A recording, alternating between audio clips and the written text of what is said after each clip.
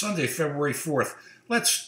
After listening to all this stuff with the FISA memo, the Nunes memo, whatever you want to call it, it's really no different than what I said it was going to be when we recorded, what was it, about 3-4 days ago.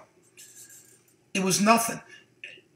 I just sit here. I read that thing from cover to cover. I didn't want to come on here without reading it from cover to cover, unlike most people. And what does it say? It really doesn't say much of anything.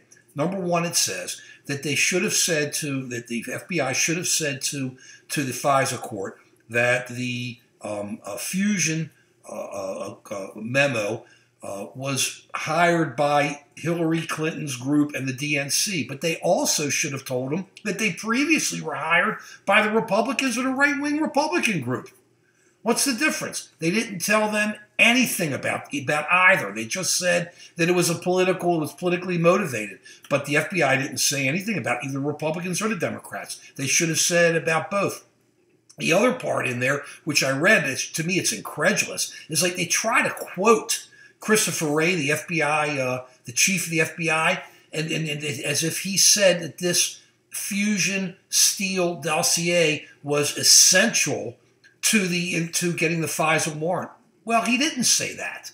And all the congressmen who were in there who heard him talk said he didn't say it. So why are they making it look like in this 3.5-page memo like he said anything? Look, let's get straight here, okay? If you want to have an investigation into it, have an investigation. I don't care, but let's get the Democratic response out. And then let's not get into this guy's Republican memo, the Democratic memo, the Republican memo. This should be like the Pentagon Papers. Put it out there. How much can be, how much can really be it could be bad for America's defense. Everything I heard about it being bad, and yet I read it. I didn't see anything there that would compromise the United States. They said they took it out. Put it all out there. Let's read it and decide. The FISA memos are like 30, 40 pages long. These people with steam and smoke coming out of their ears and foaming at the mouth like it's something. This is really nothing. You can take it apart from top to bottom. Yeah, but you have to understand, the FBI, you can't trust all the time. The FBI is going to do whatever they're going to do because they just come after you. When they want you, they want you. But they're great at that. But hey, let's look at all this stuff and let's get on to it then. But right now, to hear that this kills Robert Mueller, are you crazy? There's no mention of Robert Mueller in here. There's one or two mentions of Rod Rosenstein, but he didn't do anything. What are we going to do here? Nothing. The Mueller investigation moves forward. It doesn't change from what we said from the beginning, which was, number one, that the Second Amendment gives Donald Trump the right to shoot himself in the foot all the time, because without the Second Amendment, he couldn't do it. But when he fired Comey, we said it was over then. There was going to be an investigation, and the people around him were going to get hurt. I thought his son was going to get hurt, and some of the others. We'll see. We already have 2 indictments, but we have these people, I think 3 indictments, I'm sorry. But that we have those people getting hurt, and the president is just going to have issues. I mean, he can complain all he wants. We don't think that there's collusion. I've always said from the beginning there's no collusion. I don't think so.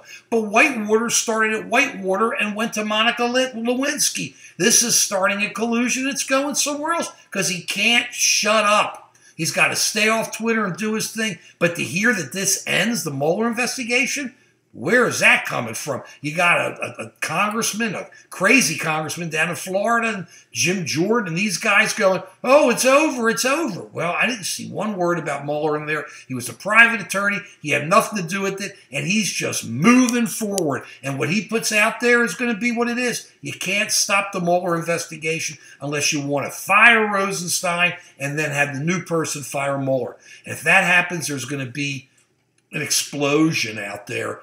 I think the vote in 2018, that would lock it in for the Democrats. So I'm not worried. This memo, it turned out to be a joke. Listening to these papers, a friend of mine sent me one where this guy's 36 minutes yelling and screaming, it's over, it's over. Nothing's over. It's nothing. It's really not much. Put it out there. You want to read what the real thing is? Read the Pentagon Papers from the 60s. That's putting out information. But this Nunes memo, Nunes should just go back, jump in the president's lap, roll over and say, please scratch me on the chest because I'm your lap dog, because that's all he is. He's nothing more than that. And we really have nothing going on here. Just a bunch of Democrats and Republicans yelling at each other.